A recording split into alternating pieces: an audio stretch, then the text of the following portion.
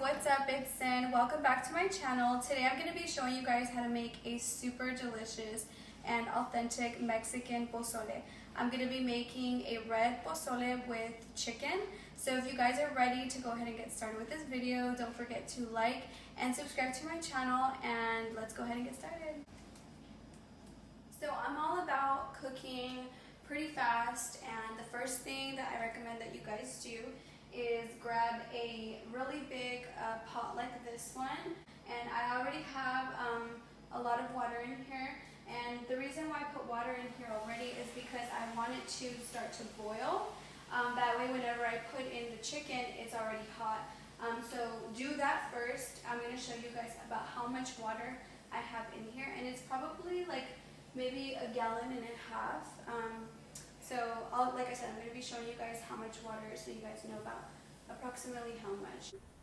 Here I have 5 chicken breasts, a whole large can of Mexican white hominy. I'm using Juanita's brand. You will only be needing half of 1 onion, 2 limes, and I have here 21 chiles guajillos. I have 3 chiles anchos, and I have 4 Chile de Arbol, radish, cabbage, chicken bullion, and a little bit of salt to taste.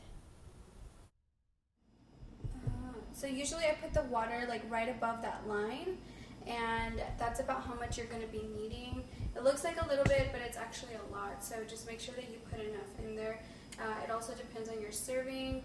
I'm going to be feeding like 7 people today, so I made sure to put a generous amount. Okay guys, so now you're going to get your peppers, and we're basically going to make the salsa for the pozole. And what you're going to be doing is you're going to basically be grabbing all of your chiles, and I have them right here. And what I'm going to do is I'm basically going to put them in this medium-sized pot, and I'm just going to basically put them all in here, and I've already got water in here, and I'm just going to boil them, okay?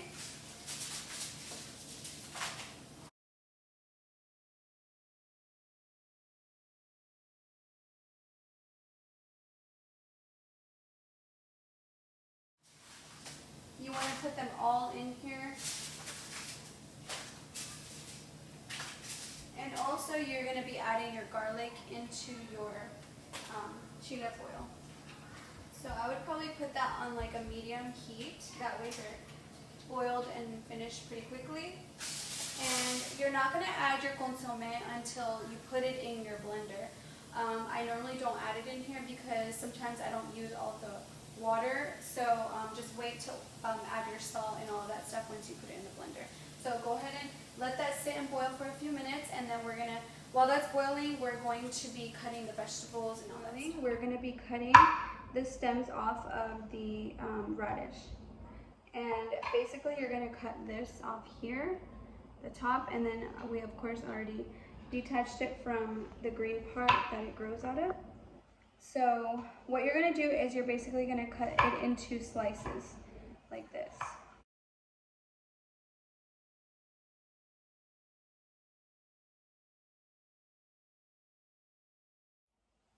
You know what's crazy? A lot of people don't really know what like radish is. It's so funny.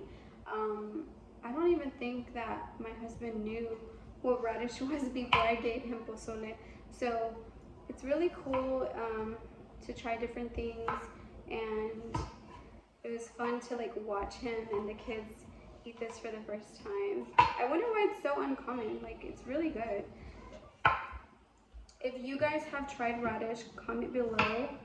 I want to get to know my radish tribe, anybody who likes it, because I feel like most people don't like them or don't even know what it is. So if you have tried it, leave a comment below. Let me know if you've tried it and if you like it, or if you have not liked it. Okay, next thing that we're going to be cutting is the lime. And basically this one, it's going to be for anybody who wants it. Like I said, it's like a su gusto, means like however you like your pozole. I personally don't like lime juice in my pozole because I feel like it's just not my favorite, and I already like the flavor so much that I don't want to change it. But like my brother and the kids, they really love adding lime. So I'm gonna just cut a few for them. But you don't have to. This is just optional here. Okay, so now I'm going to be cutting the cabbage, and I'm basically going to remove this part here. Just put it to the side. I normally just cut it down the middle. And actually, this is not the right knife to cut this one. This is more for like smaller vegetables. I'm going to get my other knife. I'll be right back. So here is the knife that I will probably be using for its more sharp.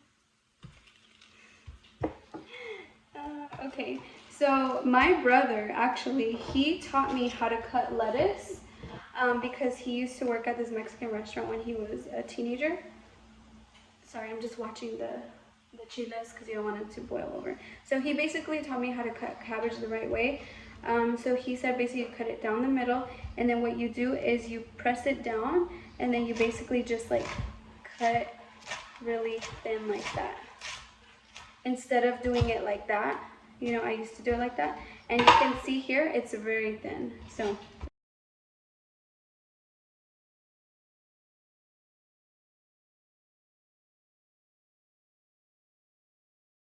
and actually who taught him how to do that, it's the restaurant. There was like I guess people that worked there and had all the experience in the restaurant business, and they taught him how to cut it this way, so it's a lot easier.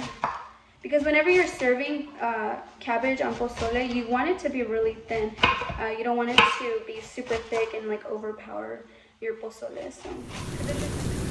Now we will be removing the chiles from the boiling water. What you want to do is put your chiles inside of a blender, and you want to add enough water so that it's covering all of the chiles, and add just a little bit more so that it's just covering all of it completely.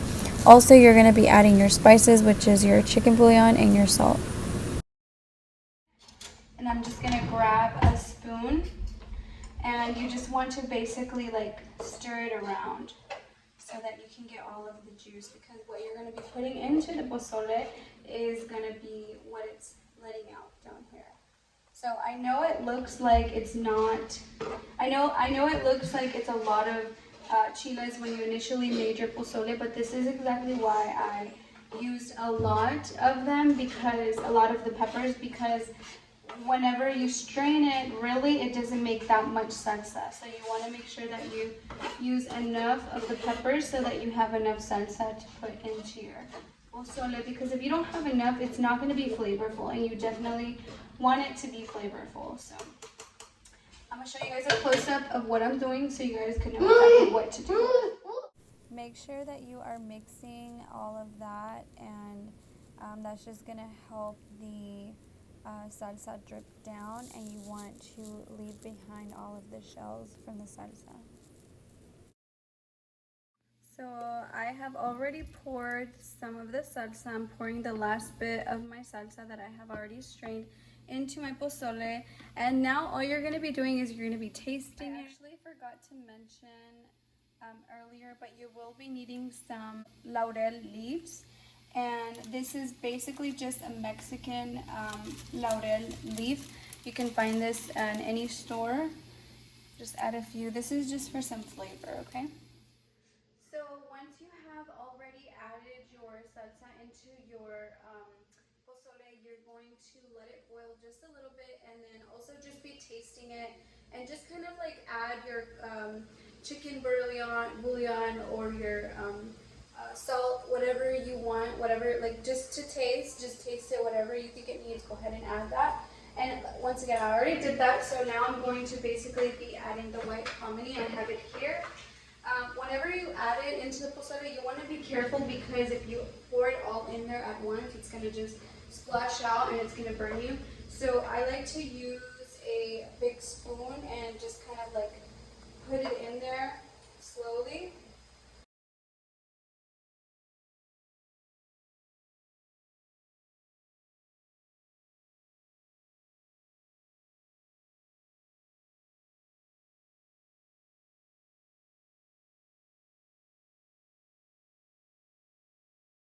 Hold on, Gianna. Okay, so now I'm going to be cutting the onion, and I'm just going to cut it in half, and I'm basically going to be cutting it into squares, And adding onion to your pozole, like, it just changes everything. It makes everything taste more flavorful, and I really like adding onion. If you don't like onion, I highly suggest that you add it anyway. Just try it because it really just makes everything taste much better. So go ahead and cut your onion and cut it into little squares.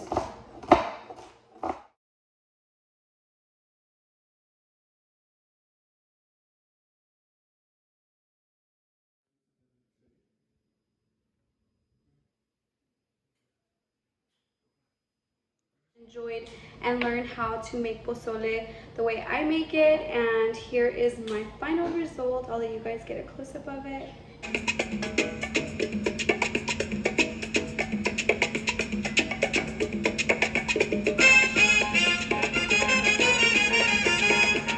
But thanks again for watching, guys. I really appreciate you guys. If you guys found this video informative and if you guys liked it, be sure to give me a like and comment below what you guys think about my video. And also, if you make pozole, I would love to hear how you guys make yours, because there's different ways to make it. Be sure to subscribe to the channel for more videos like this.